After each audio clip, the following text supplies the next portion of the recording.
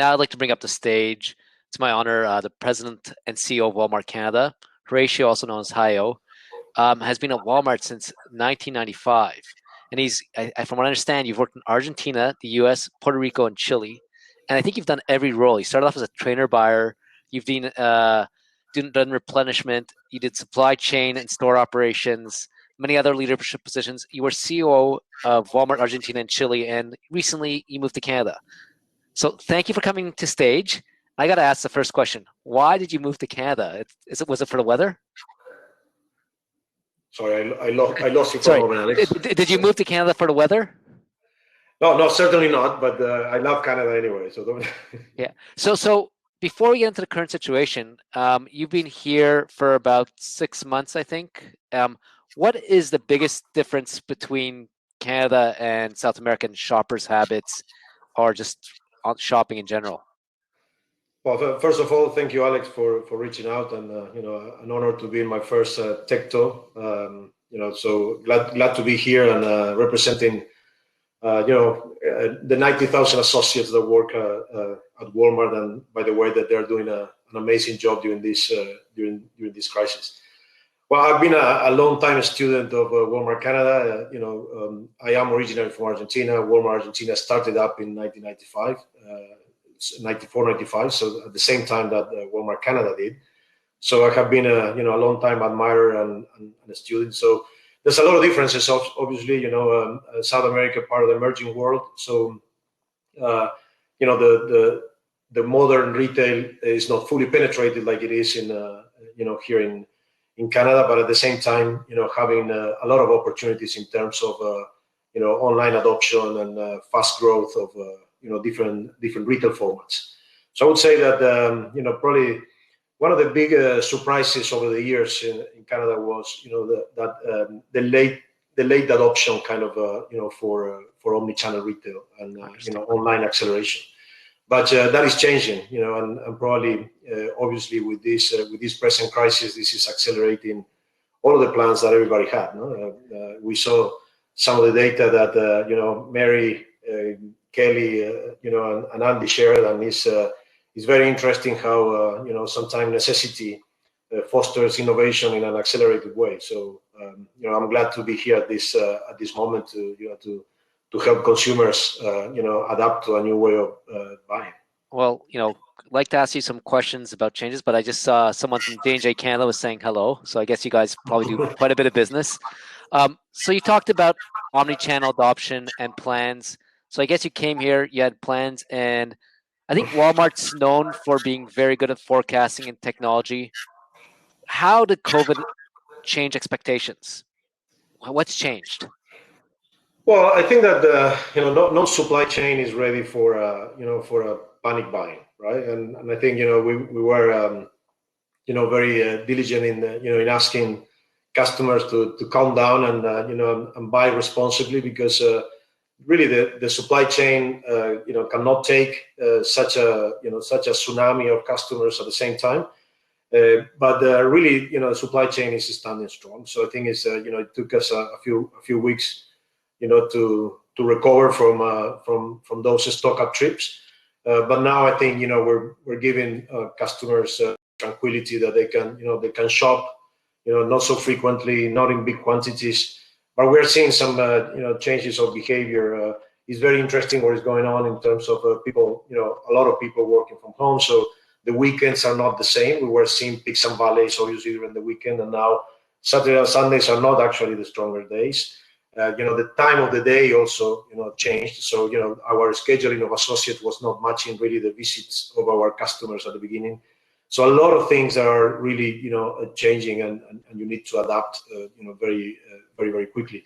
Right now, about it's not about forecast accuracy. It's really at the beginning was about getting products to make sure that the panic was going down, because the panic buying brings more panic buying.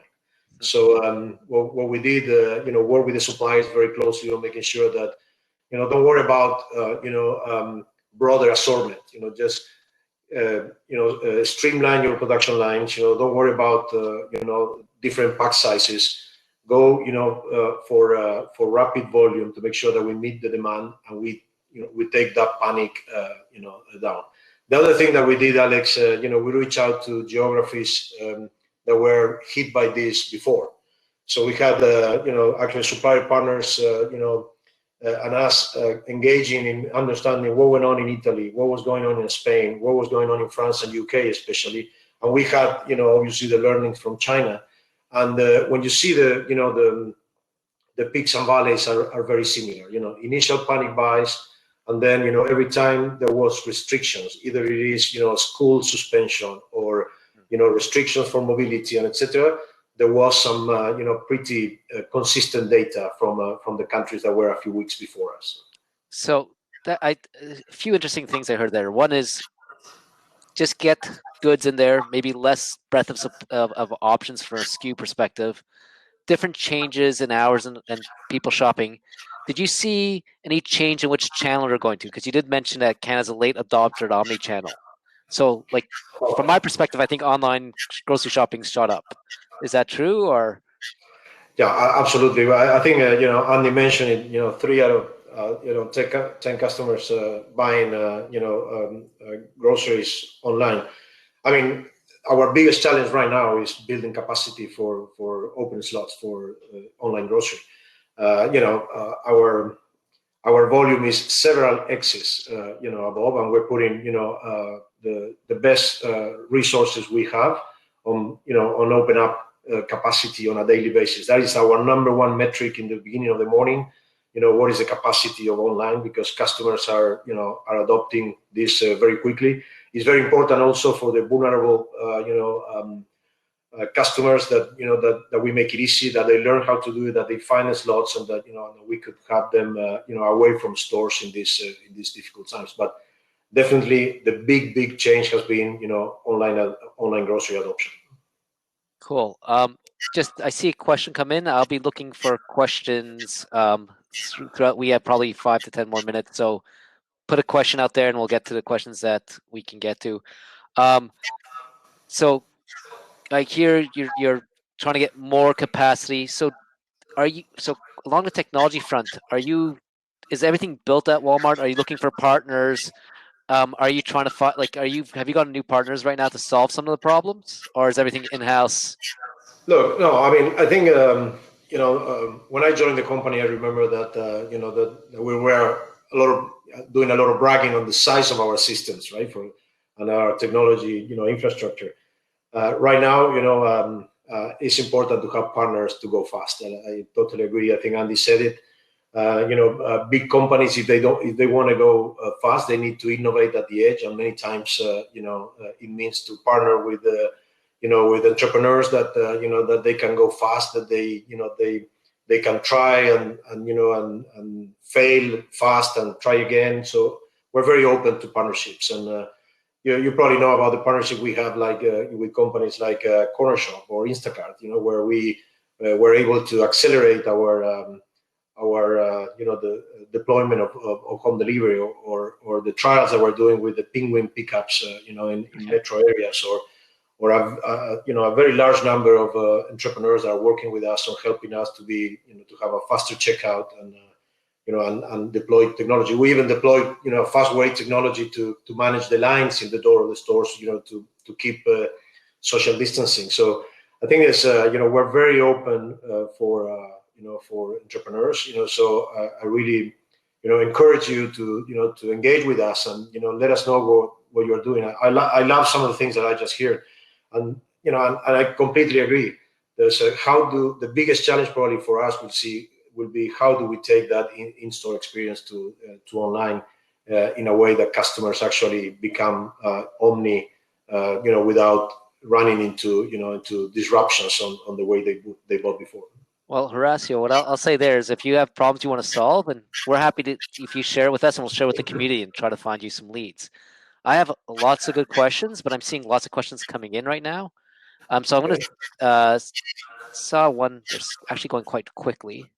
I saw one from Rob Green. His question was, what are some of the biggest supply chain changes that have happened with increasing demand for some products, decreasing shipping routes, increasing the freight rates? So I guess, how's your supply chain being impacted? Biggest changes, and how do you do that?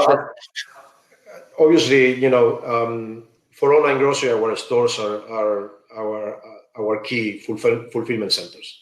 So obviously, having out of stocks in our stores, it meant that not only customers that were going to our physical stores were having they were wasting trips, but also it was hard for us to fulfill the orders online. So our biggest challenge was to get stores back in stock as quick as we can. So we had to do all kind of flexibility.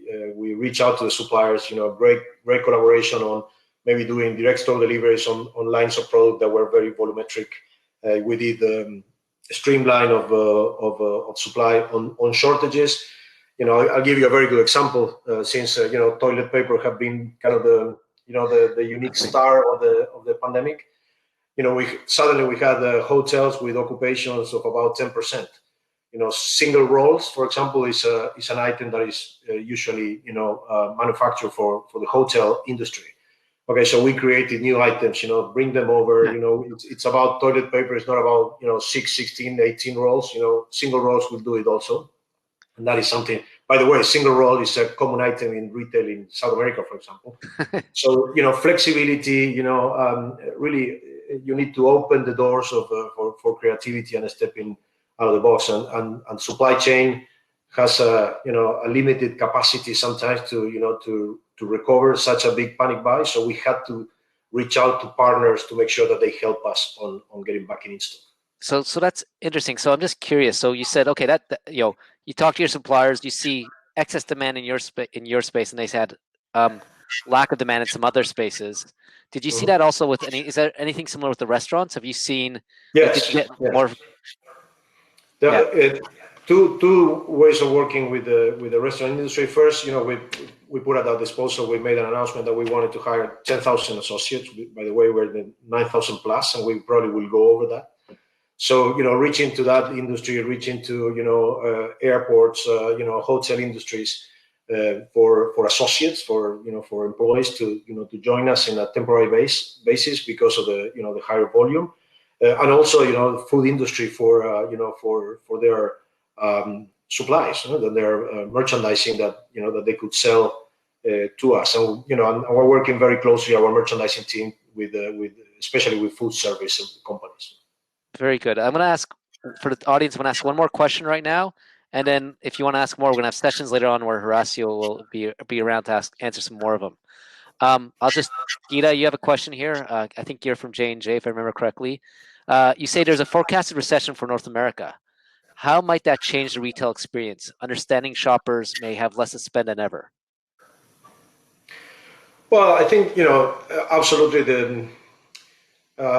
Some of you may be familiar with a phrase from our founder many years ago in '87, when it seems that was going to be a recession hitting the U.S. He said, "We know that there is a recession coming, but Walmart chose not to participate." And I think that's going to be our spirit. If there is this recession coming, it's going to be having the customer in the center, making sure that we are that we are consistent to what the products we are offering, the channels we're offering. It's not only about economic recession, but it's also changes very dramatically in the way they see safety, for example. So safety, price leadership, availability of product, and online grocery, they're going to be the things that matter, and that's where we're going to be focused on. So it sounds like you have a plan. Thank you so much, Hayo. You'll be around for sessions later on. And for Jason's request, I'll even ask you a question or two in Spanish and test my luck. So thank you so much. We'll continue the conversation in about half an hour.